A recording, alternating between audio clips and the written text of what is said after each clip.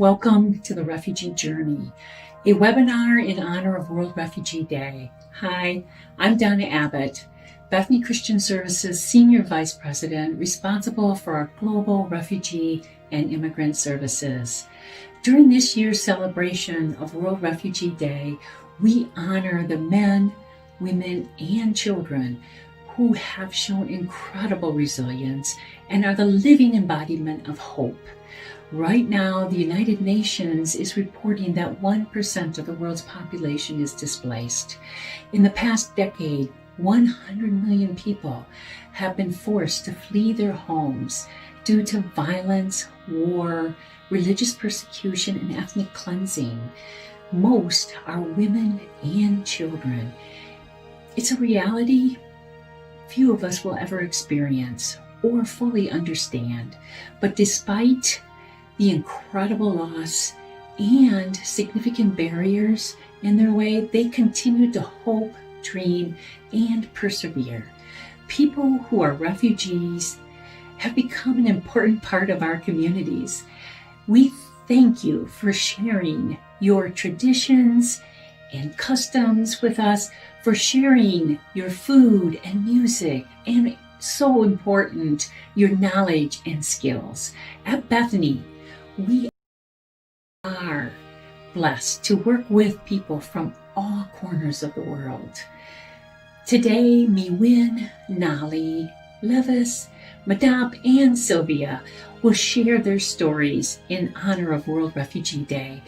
Thank you for being our friends, for helping to fulfill Bethany's mission and vision, and for the bravery in sharing your story.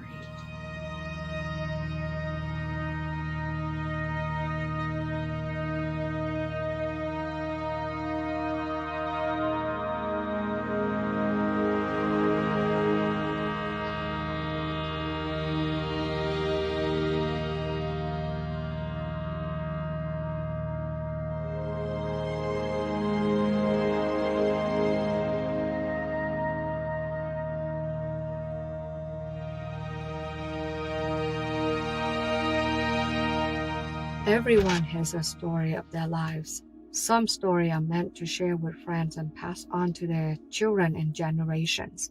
Some stories are to be buried, not to be discovered because of shame and pain.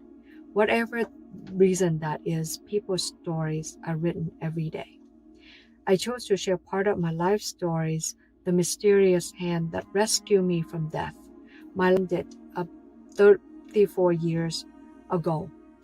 The mysterious hand reached out to me, saved me from drop down between the two boat engines. That was when my life had new meaning and purpose. At age 17, I departed from my only family, my country, to an ever life's change, a journey of pursuing opportunity. I entered into a life of refugees, the journey of struggling to survive, starving, fighting for the safety which make me grow up fast. After the fall of Saigon, life was ever changing drastically for everyone. Unemployment was high, food was scarce, very expensive. Government was the only source to distribute food and essential goods. People were serving for the U.S. Army was considered enemies. Therefore, they were not allowed to have job, no education, and subjected to the hard labor, especially sent to the minefield areas. There was no future. Because my father worked for the U.S. Army during the wars, as a daughter of the enemies, I would be barred from pursuing higher education or profession. My parents believed that it would only be in the United States that I would have opportunity to achieve the potential. Many people had no choice but flee from the countries by the thousands. I was at age 17. My parents made an arrangement for me to leave the countries. I am the parents of two, and I don't know how you would make that decision to send off your children without knowing when I will ever see them again, or would they end up dead or alive. It must be incredible desperation to make a painful choice such in their lives, a decision that they may have to regret forever or a happy ending. It was May 9, 1986. I was told the evening before that it was time to go. I boarded the bus that took many hours from Saigon to Vinh Châu near the end of the river that emptied into the South China Sea. I was following but not making eye contact with a few people leading me to the boat. It was dark. As I walked across the muddy rice field to get to the boat, people was huddled together to get into a smaller boat to transfer to another. The transfer was quickly before the police could be alert and caught us. That would mean prison for sure, if not worse. People were pushing, rushing, screaming, fighting, and afraid of being left behind. I went toward the back of the boat by the outboard engines, where I thought I would have better chance jump into the other boat. My heart was racing, carrying a small bag with change of clothes as I leaped toward freedom. But in the darkness, I missed my step. To my horror, I fell falling toward the engine below, still chuckling for the water. I knew then was falling into a horrible death. This would be the end. My young life flashed before me. Then the inexplicable happened. Out of nowhere, in the darkness, an unseen hand grabbed me, lifted me, and hoisted me into the bigger boat. I was stunned. Where did that hand come from? Whose hand was it? I never saw a person, but only felt the hand that caught me and would not let go. I had no time to cry then. All I could think was the moment by moment of survival. I was squished among massed people in the bottom of the boat. The old fishing boat was no bigger than 50 by 6 feet and never intended for crossing the high sea. Many, if not most, of these disappeared without a trace, the victim of poor weather, pirate, or starvation. I was one of the 100 despicable bodies packed into the dark and dry cold like sardine in a can, tensely waiting for another boat to arrive with water and supplies for the journey. But nobody came. As the boat speeding out to the calmer sea gave way to the mighty water of the South China Sea, the ride suddenly became very rough. The boat was wildly tipping, swinging, rocking to the huge waves, seemingly in the danger of capsizing. I remember everyone was screaming, throwing up over themselves, and babies screaming while the boat violently tossing.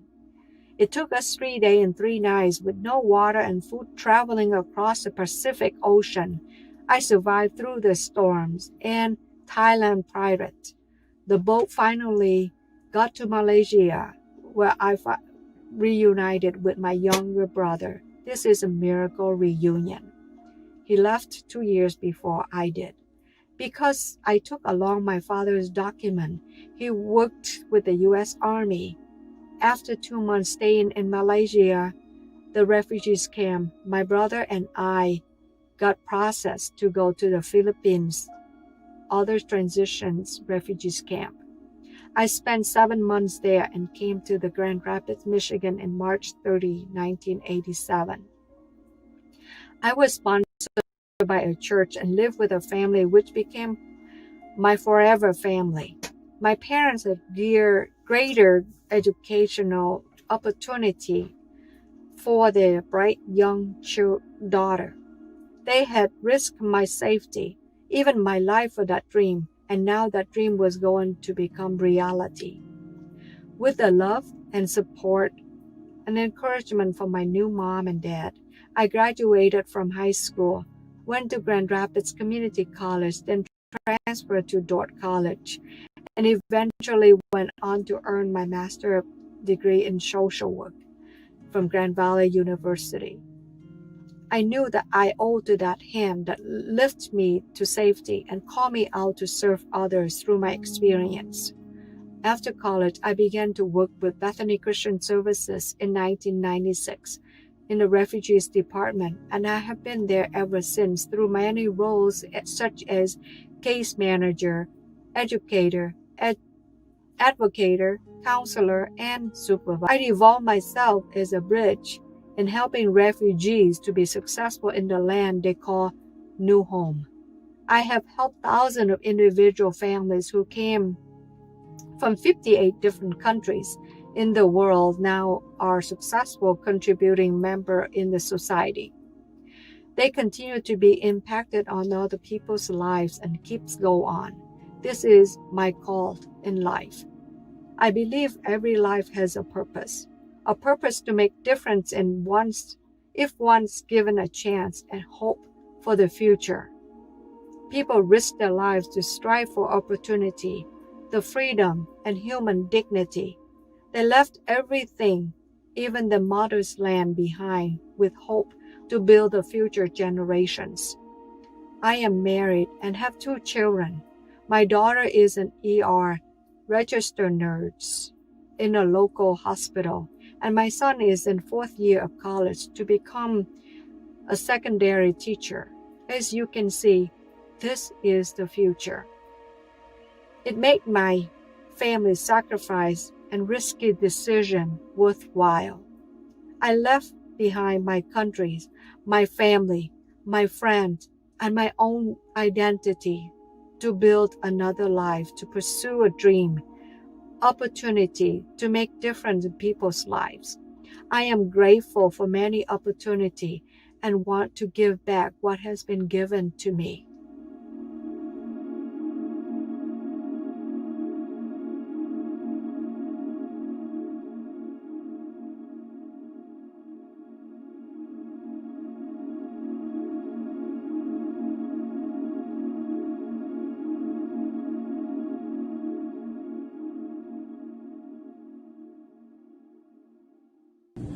My name is Levis Hakundwa from Republic Democratic of Congo. I became a refugee in 1996 because of war and the violence happening in Congo. My family and I, we fled Congo to Rwanda. We started living in the capital city of Rwanda, Kigali, in 1996. In 2010, after completing my high school, I joined my cousin in Nairobi just for looking their life. In 2011, we came together in the United States of America. We spent our first night in New York City. Then we continued to Michigan the next day. The life here in Michigan in the beginning was not easy, as it was our first time to seeing snow. The food was totally different. We spoke zero English. We didn't have any family members or friends in Michigan. In fact, we started a new life. Today, I have family. I have my wife and 2 children. I have different friends in different communities. I completed my education here in Michigan, and I work at Bethany Christian Service in the position where I can help my fellow refugees. I'm grateful. Thank you.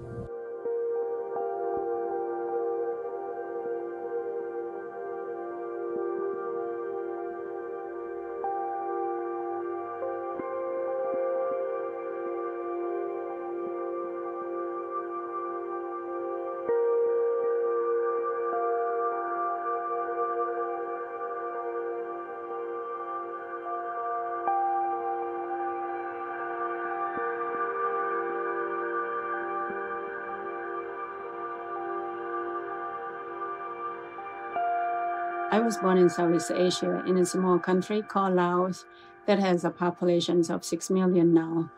In 1980, I was 19 years old. I came to the U.S. and settled with my sisters in Tulip City, Holland, Michigan. I live in a 2-story home on a small hillside that had 3 bathrooms and 2 baths, very different from my own home.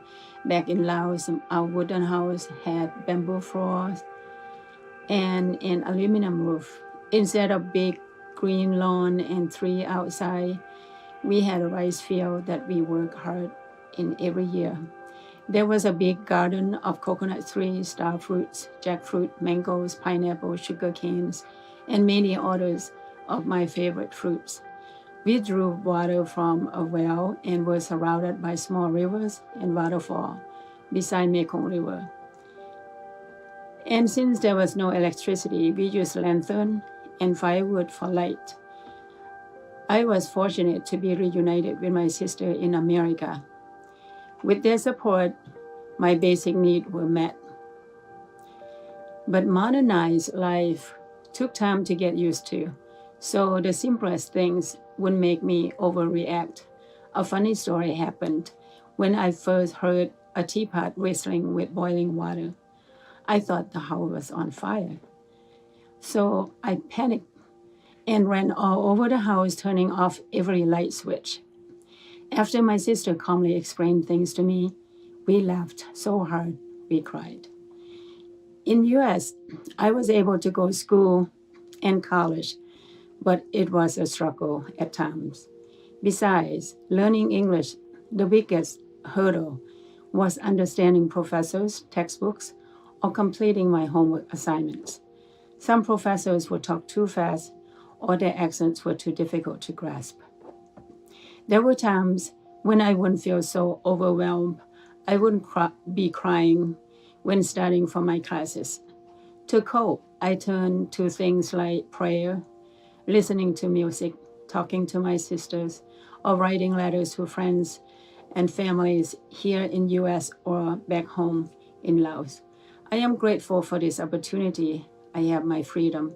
Without refugee program, I would have end up dying of starvation or working in a children labor camp or be persecuted like many others of my own high school, college. My patience and will to learn had adapt to a new culture ensured my path to my new life in America. After 5 years of hard work, I achieved my career goal and become a social worker. Now I work with refugee foster youth, and I am glad to be part of Bethany Christian Services mission.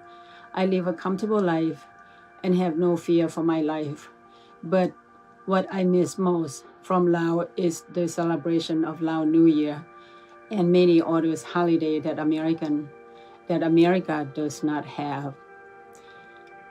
The first time I felt safe after escaping the communist oppression in my country is when I arrived at the Grand Rapids airport and saw my sisters, Hadawite Christian Reformed Church members, and others Lao refugees living in Holland that came to welcome me. But 8 years later, after achieving my career, I finally began to sense that things were ultimately going to be okay. A special thanks to Church World Services, Hadawite Christian Reformed Church has sponsored me along with direct sponsor, the Jerry Hotel family, whom I still maintain my friendship up to this day. I am lucky to have a second set of parents who I can and dad.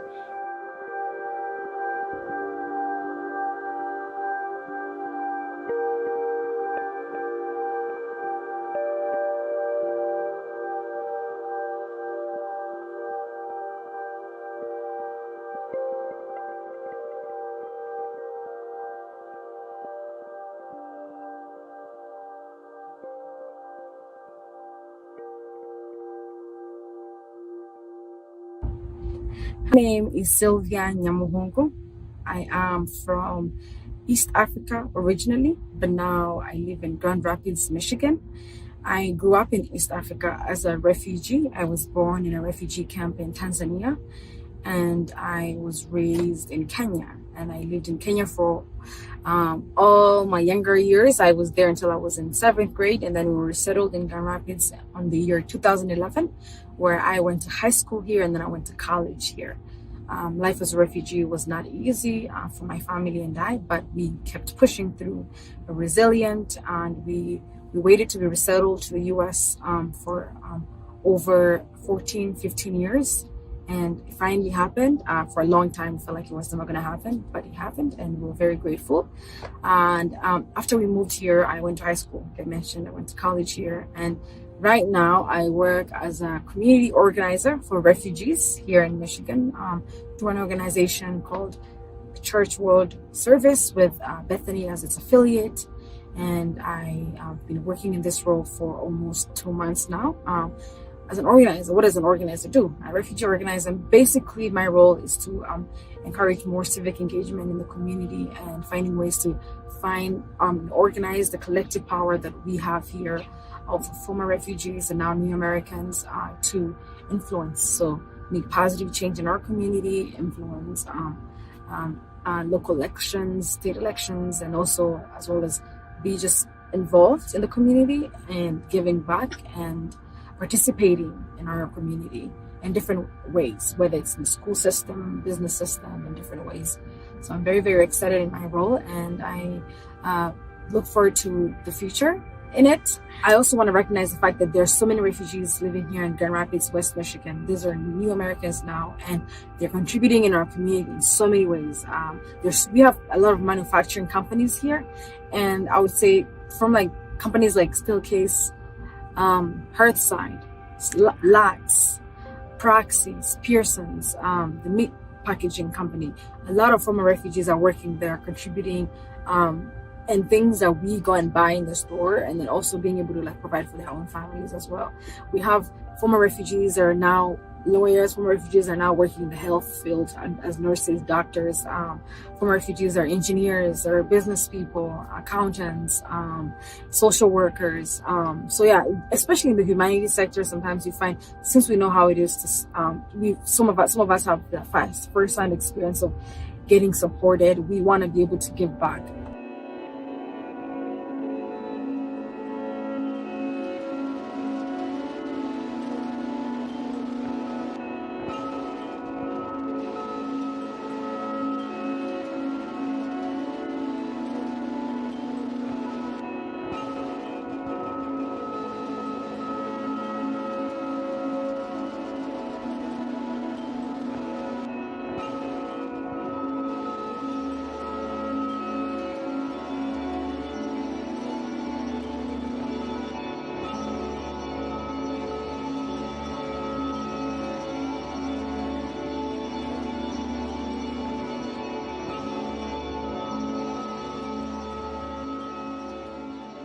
Hello everybody, thank you for joining.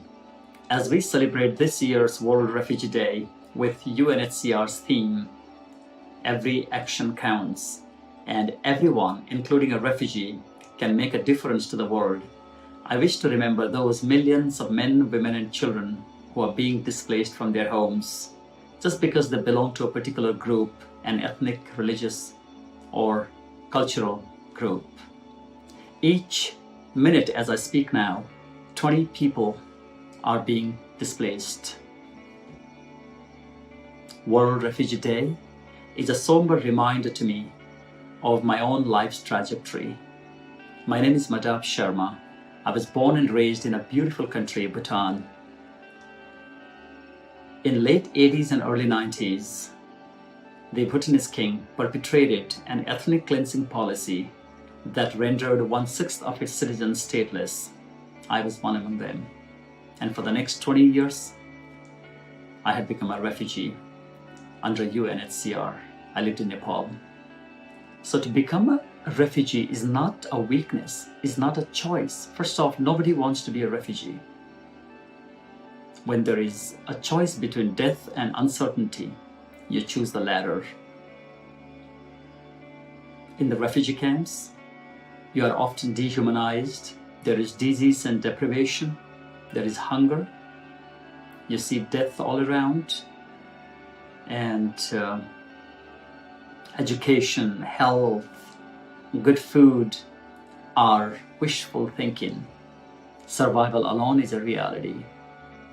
I pursued my higher education, struggled a lot, oftentimes exchanged food for books so I could pursue my education and I could give back to my community. I founded an English school to educate girls because I knew at a young age how important it is for refugees to pursue higher education, because that is the refuge in adversity. I earned 2 master's degrees and a master of philosophy, started teaching at a university But my life had not changed much. I was still a refugee. I couldn't open a bank account, or I didn't have a driver's license. So but for 20 years, I waited to go back to my country when voluntary repatriation and local integration were not viable. The third and the least preferred option is third country resettlement. I came to the United States with tall hopes and big dreams, but leaving behind my old 93-year-old father and my mother in refugee camps. I was not sure when I would see them. Briefly, I worked in a community college as an instructor and in a university in Virginia, but then my heart was with refugees. Since 2012, I have been working with unaccompanied refugee minors in various capacities. I work with Bethany currently as a community resource developer in our refugee program in Pennsylvania. I deal with children from diverse countries and cultures. I am the first point of contact. So I have two major roles as a community resource developer. Domestically, I identify homes that are open to welcoming refugees. I provide information. I connect them for the trainings, for the trauma-informed trainings. And I provide cultural competency training. I do home study, profile writing. And on the other side, and more challenging side, is I check the referrals of children who are in the pipeline, and I match these children to the homes that are certified as resource homes. And after assuring these children, I pick them up at the airport. This is the most precious moment for me. Each child, when I see them at the airport, I see tremendous possibilities. The joy of coming to the United States, the joy of the ability to relive their life, to reinvent their dreams is just tremendous. But with that joy also comes challenges, because these children come with with a sense of quasi-reality of the United States. They have a feeling the minute you land in the United States, you can become rich overnight, you can pluck money on trees, roads are gilded, everything is perfect. To bridge that gap between the rhetoric and the reality is one of the toughest jobs. But it brings so much of joy to see how these children very quickly learn. In a year's time, they learn English and they start chasing the American dream. At times we worry because these children forget the fact that they belong to a particular culture. So I often tell them that they should not forget where they come from, because if you forget where you come from, how would you appreciate where you're going? So these children learn skills. We have, Bethany has such a wonderful, wonderful team and program resources to help these children for their holistic growth, education, health, safety. And very soon they become Americans. And so to welcome a refugee child into your home is, I think, one of the biggest, one of the most exciting moments. I tell you, as Neil Armstrong said when he reached on the moon, a step for a man, but a leap for mankind. I tell you, welcoming a refugee child into your home might seem like a small step for you, but that's going to be a huge leap for humankind. Who knows, you might be welcoming an Albert Einstein or Madeleine Albright or Sergey Brin, so we don't know. So if we close our doors and windows for fear of the wind, we might miss the opportunity to see the beauty of the stars. Let's not forget this, because refugees do not come just with a bundle of belongings. They come with the power, with the promise of belonging to a nation, to give back to this community. They add to the fabric of our culture. They beautify our societies. And I think particularly as we traverse these uncharted territory because of the COVID-19 pandemic, and more recently the anti-racism protests, I think we all have to be more mindful and be more proactive to work toward building a more just and inclusive world. And I think it is time we really have to act.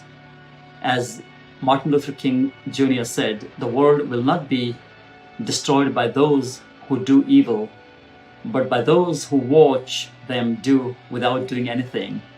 I think it is time we really come out and speak, because these refugees are real people, these are real human beings. Let me share with you just one single story. I think it was the first week of April, after this pandemic had made us work all remotely. I reached out to a recently emancipated youth from our program. I asked him how he was doing, and he said, "Madap, my life has been quarantined ever since I lost my parents and my siblings at age 7. And since then, this has been my new normal." I said, "My brother, I'm there for you if you need anything." After we hung our phones, I really felt so profoundly. Can you just imagine when we, with all these facilities, when we complain about our inability to meet people, our family and friends, what does this refugee child feel? He doesn't have anybody in the world. He said, "Madap, I don't have anybody in the world who I could see. So I'm hanging in there. Everything is okay." These are refugees. So I want to challenge you. Let us unite all together in Bethany's mission to serve these refugee minors. They are precious. Let us skip a coffee a day so a refugee child can attend school. Let us work together to make this world a more peaceful and a beautiful one, so every child has a home to live in. I end at that, but thank you so much and wish you a very, very happy World Refugee Day. Namaste.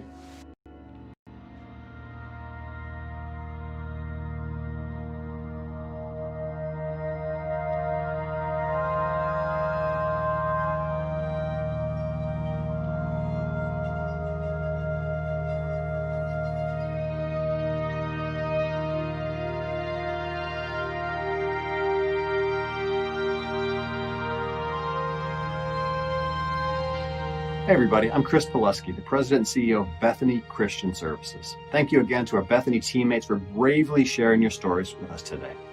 You've reminded us just how interconnected we are despite our different languages, cultures, and traditions. At Bethany, we will continue to welcome the foreigner, care for the widow and the orphan, because that's what we're about. That's why we're here. And we're in the midst of the largest refugee crisis in history. And we cannot turn our backs on our brothers and sisters during this time. So, to those of you who joined us today, there are so many ways you can get involved, make a difference, whether it's by offering support to a newly resettled family, opening your home to a refugee youth, or having your church sponsor a family. So find out how you can get involved by visiting bethany.org or calling 1-800-BETHANY.